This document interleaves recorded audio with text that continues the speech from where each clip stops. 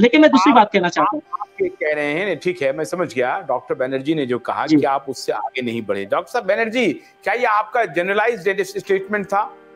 ये एक बहुत ही सरल स्टेटमेंट था जो जनरली एलोपैथ के डॉक्टर दिया करते हैं और हंसी मजाक में उड़ा देते हैं? मैं हंसी मजाक नहीं, मैं जैसे मैं कहता हूँ कि मैं तो गिनती करता हूँ। देखिएगा, जो भी हर कोई भी पद्धति में जो इलाज करता है, हर किसी का एक ह्यूमन लाइफ होता है। 70, 80, 90 साल तक जिएगा या 50 साल तक जिएगा।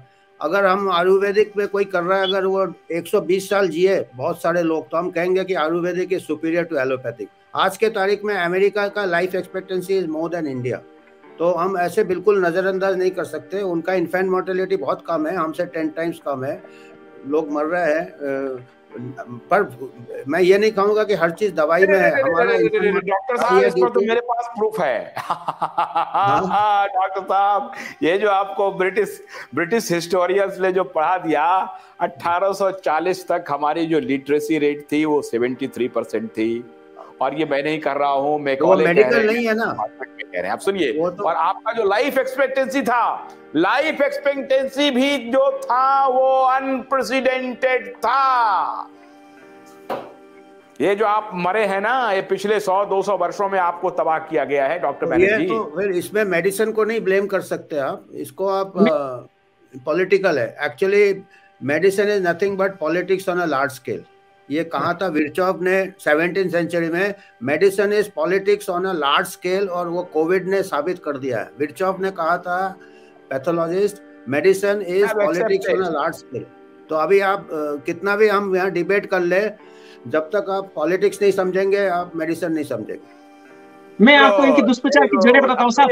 अभी तो आत्मा और मशीन पर बात कर रहे थे, एक नया चैप्टर आ गया, पॉलिटिक्स। एलोपैथी की दुष्प्रचार की जड़ें बताना चाहता हूँ साहब।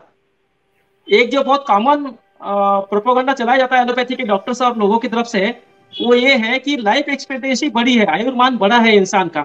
आयुर्मान, आप गूगल पे इसको सर्च कर लीजिए, कहीं पर भी सर्च कर लीजिए, एलोपैथी के कारण आयुर्मान बढ़ा नहीं है। एलोपैथी ने केवल हमको बीमारी के साथ जीना सिखाया है, टू क्रोनिफाइड डिसीज। पूरी फार्मा कंपनियों का रिसर्च जो है केवल बीमारी को बढ़ाना, और मतलब बीमारी invent disease and pushing the pills.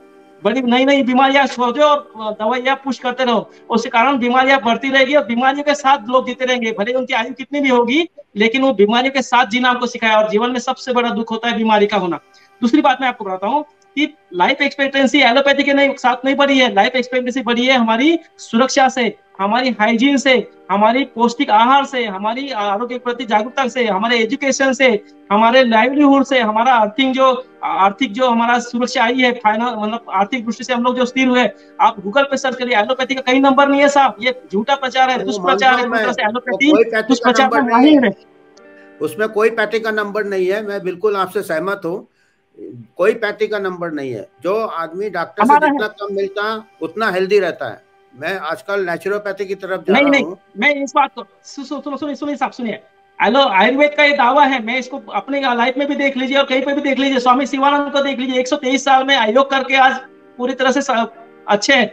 तो ये बात तो है, आपको मानना पड़ेगा, क्योंकि एलोपैथी ने कभी हेल्दी इंसानों की स्टडी नहीं की, केवल बीमारी को। ब्रिटिश मेडिकल करिकुलर यूनिवर्सिटी का जो पूरा सिलेबस है, केवल बीमारी की चर्चा करता है, हेल्थ की चर्चा कभी नहीं करता।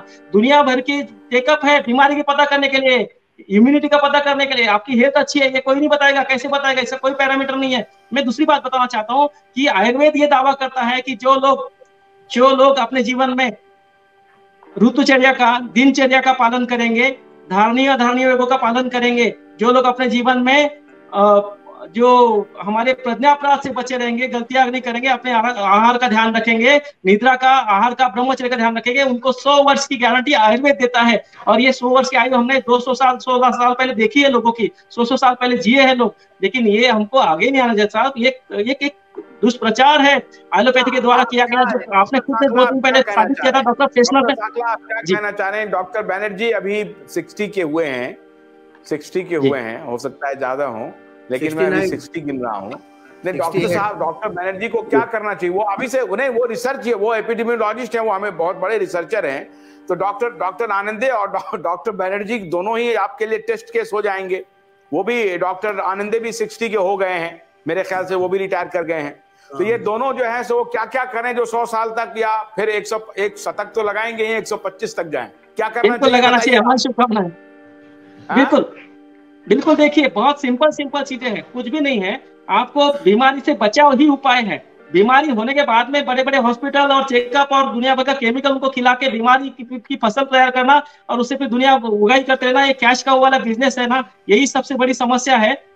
हमको जाना पड़ेगा मूल तक कि हम लोग बीमार क्यों हो रहे हैं। और एलोपैथी के प्रभाव में, एलोपैथी के प्रकाश में लोगों ने अपने हाथ की तरफ